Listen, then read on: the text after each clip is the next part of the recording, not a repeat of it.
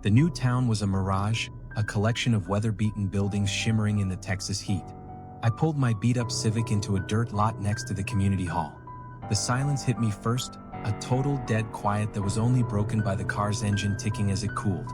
I'd driven 2 days from Houston, escaping a life that had been washed away by floodwaters and bad luck. My whole world was in the duffel bag on the passenger seat, and the hollow feeling in my gut was a constant reminder of how little I had left. A small group of other refugees had arrived just before me, their faces grim and tired. That's where I met the Mitchells. David, a man whose easy smile seemed too big for the place, was a car salesman by trade. His wife, Sarah, clung to his arm like a lifeline, her eyes wide with fear. Their teenage son, Kyle, was already on his phone, muttering about signal bars and posting a video for his followers. "Crazy, huh?" David said, wiping a line of sweat from his forehead. "This place looks like it's straight out of a movie." I nodded, not trusting my voice. "It's authentic." A woman emerged from the community hall, her silver hair pulled back in a severe bun. She moved with a slow, deliberate grace, her eyes sharp and knowing. "Welcome," she said, her voice dry as dust. "I'm Miss Ada. I speak for the community council. I'm afraid the government aid hasn't made it this far, but we have empty houses and work. And we don't ask too many questions about what brought you here." Her gaze lingered on each of us. "But we do have conditions. Rules to keep you alive. They are not suggestions." The rules were bizarre. One by one, she read them from a yellowed piece of parchment. Never walk the Bluestem Woods after midnight. Never look at the founder's statue at 3 a.m. Cover all mirrors from sunset to sunrise. If you hear the bells from the abandoned chapel, do not answer. Kyle snickered, but the rest of us just listened, a chill creeping over us despite the heat. I was assigned a house on a quiet, dusty street. It was small and sparse, but clean. On the porch, a welcome gift waited, a roll of black cloth and a ceramic bowl with a scoop of coarse salt. I dropped my duffel bag on the bed and walked to the kitchen window. The sun was setting, painting the sky a bruised purple, and I watched as the ritual began.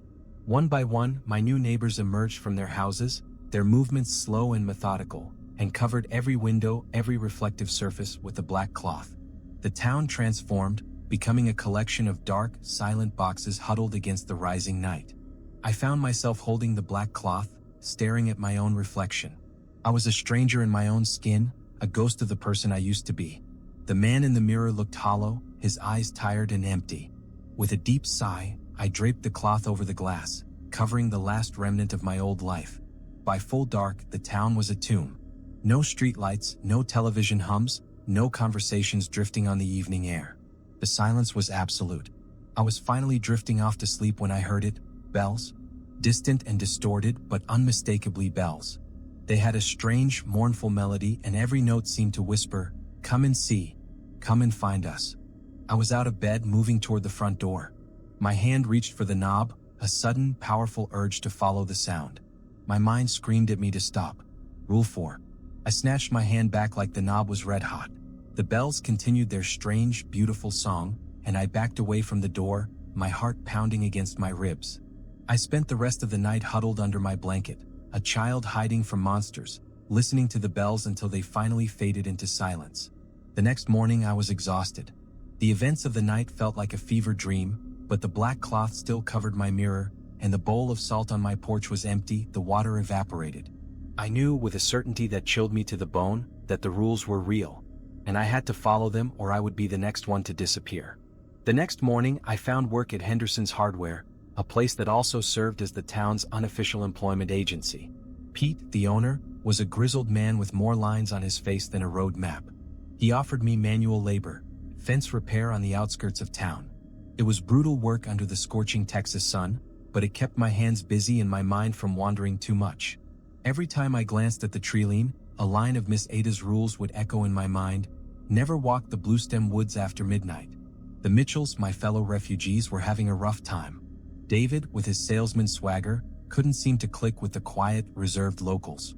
Sarah, his wife, worked at the small grocery store, her nervous energy making everyone uneasy. Their son Kyle was the worst off. He treated the town's oddities as content for his social media, live streaming from the abandoned chapel, talking about the spooky small-town vibe to his thousands of followers. I saw the cracks start to show a week later at Mabel's diner. David slid into my booth with a forced grin.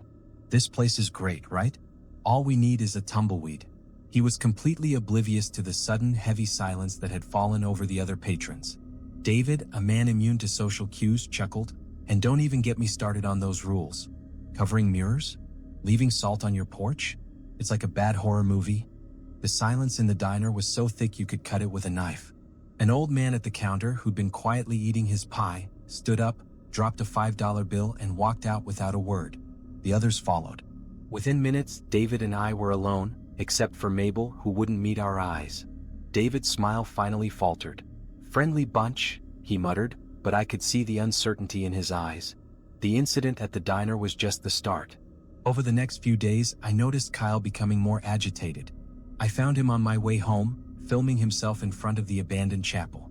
He looked pale, with dark circles under his eyes. "I didn't cover the bathroom mirror the first couple of nights," he admitted, his voice a quiet confession. "Figured it was all nonsense. But I could swear I saw something move in it out of the corner of my eye. Probably just my imagination playing tricks, right?" He laughed, but the sound was hollow. My own skepticism was crumbling piece by piece. Every morning, I dutifully filled the bowl with salt and water. Every evening, I covered my mirrors. I told myself it was easier to comply than to argue, but the truth was more unsettling. The rules felt necessary. It was a Thursday night when I discovered just how necessary they were. I was woken around 3 a.m. by a scratching sound. I crept to the front window and peered through a gap in the curtains. My porch was bathed in moonlight, and what I saw made my blood run cold. The bowl of salt was scattered across the wooden planks, as if something had kicked it over. The cup lay on its side, completely dry. And there, in the fine dust that coated everything, were tracks. Not human tracks, but small, three-toed prints that circled my porch as if something had been pacing. I backed away from the window, my heart hammering.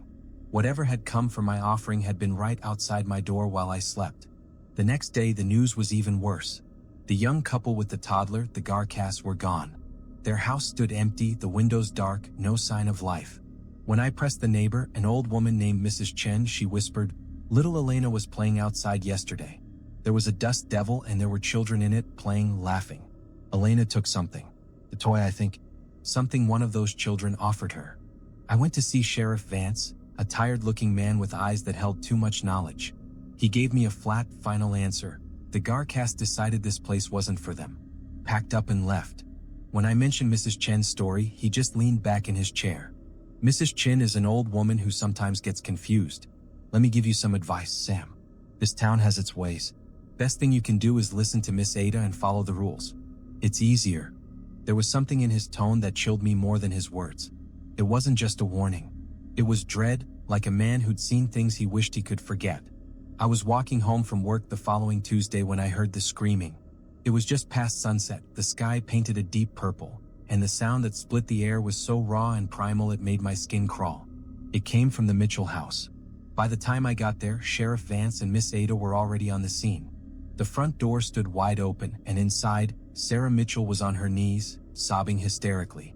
Between her and the sheriff, a man was thrashing violently. It was David, but something was wrong with him. His movements were too sharp, too jerky, like a marionette controlled by a drunk puppeteer. His face was David's, but the proportions were subtly off, like a photograph that had been stretched. And his eyes were black pits that seemed to absorb the light around them. As they dragged him away, loaded him into Sheriff Vance's truck, I saw the shattered mirror in the hallway. The black cloth that should have covered it was torn and scattered on the floor. Sarah's voice rose above the commotion, broken and desperate. It wasn't him. It looked like him, but it wasn't him. And with that, I finally understood the true horror of Sandhaven. The rules weren't just suggestions. They were the only thing standing between us and joining the very monsters we were meant to fear. The town was a tomb. The silence that followed David Mitchell's disappearance was not peaceful. It was a heavy, watchful quiet. The remaining refugees, myself, Sarah Mitchell, and an older man named Frank, walked around in a state of shell-shocked disbelief. We'd lost half our number in less than a month, and the official explanations weren't fooling anyone anymore. Sarah had stopped going to work. She just sat in her house, the curtains drawn, speaking to no one. Her face was gaunt and hollow-eyed, a living testament to the terror she had witnessed. Frank, a retired trucker with a gruff exterior, was a different kind of broken. He had tried to leave town twice, but his car kept breaking down on the highway. First the engine, then the transmission. Every attempt to escape was met with a new mechanical failure. The town, it seemed, wasn't going to let us go. Then the storm came. I first noticed it as a red smudge on the western horizon, barely visible through the afternoon heat haze. By evening, it had grown into a wall of dust that stretched across the entire sky. The air grew thick and electric, making it hard to breathe. Even the locals seemed nervous, moving with a quick, urgent efficiency as they secured their properties. "Big one coming," Pete at the hardware store said, his face grim. "Hasn't been a storm like this in years." By 9 o'clock, the wall of dust had reached the town's edge. The electricity flickered once, twice, then died completely. Emergency radios crackled with static before going silent. The landlines were dead. Our cell phones showed no signal. We were cut off from the world. The wind hit like a freight train, howling around the houses with a sound like the screams of the damned. Red dust filled the air so thick I couldn't see my neighbor's house 20 feet away. The windows rattled in their frames and I could hear debris, tree branches, loose shingles, God knew what else, slamming against the walls. I had barricaded myself inside, following what had become instinct over the past weeks.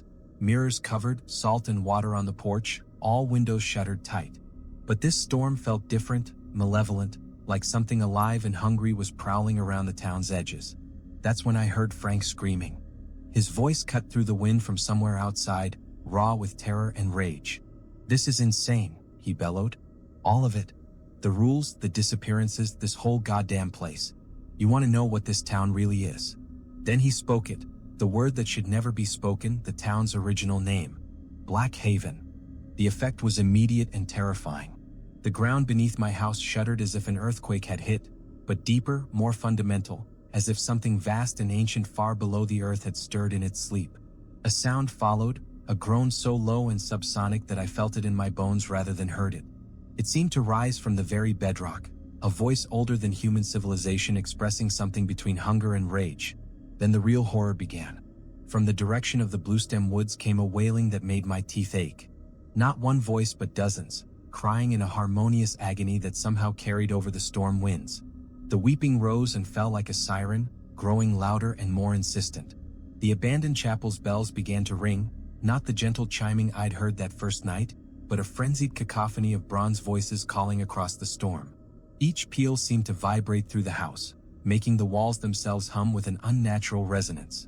And in the dust storm itself, I could see shapes moving, tall, impossibly thin figures that danced between the swirling particles.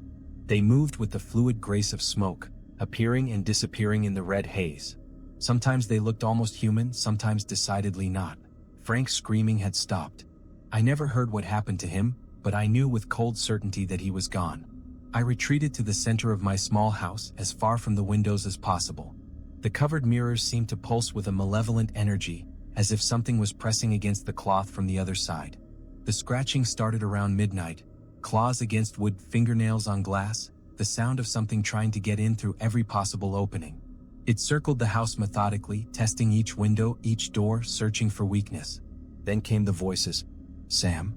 David Mitchell's voice, clear as day despite the storm. "Sam, open the door. I need help." My heart hammered against my ribs. "Sam, please. I'm hurt. I'm bleeding." Kyle's voice now, young and frightened. "We're your neighbors. We're your friends. Don't leave us out here in the storm." The scratching grew more insistent. Something heavy slammed against the front door, making the whole frame shudder. The voices multiplied. David, Kyle, Sarah, even the Garcia family, all begging me to let them in from the terrible wind. I huddled in the center of the house, following the rules with desperate precision. Don't answer the voices. Don't seek the source of the bells. Don't look outside. Don't break the barriers between inside and outside. The longest night of my life crawled by agonizing minute. As dawn approached, the storm began to subside. The howling wind dropped to a moan, then a whisper. The scratching stopped. The voices fell silent. Even the bells from the chapel ceased their frantic ringing. I waited, afraid to move, afraid to breathe too loudly.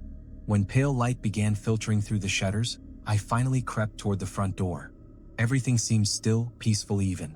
Maybe it was over. Maybe I'd survived. I waited another hour before I dared look through the peephole again. The porch was empty, but a dark stain marred the wood where something had stood. The bowl and cup I had shoved through the mail slot lay shattered, but whatever had been trying to get in was gone. True dawn broke over Sand Haven like a benediction. I emerged from my house into a town transformed.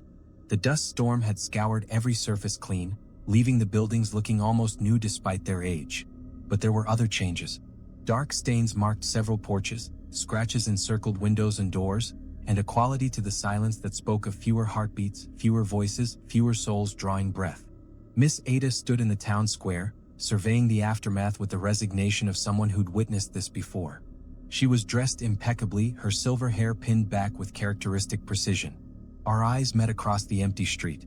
She gave me a single, slow nod, an acknowledgement of a shared understanding. I had followed the rules. I had survived the night. I had earned the right to keep breathing. But as I stood there in the morning light, looking at the scoured town and feeling the weight of what I'd witnessed pressing down on my shoulders, I realized something fundamental had broken inside me. This wasn't life. This was a subscription to terror paid in sleepless nights and constant vigilance. The rules didn't just keep you alive. They kept you trapped in a cycle of fear that would never end.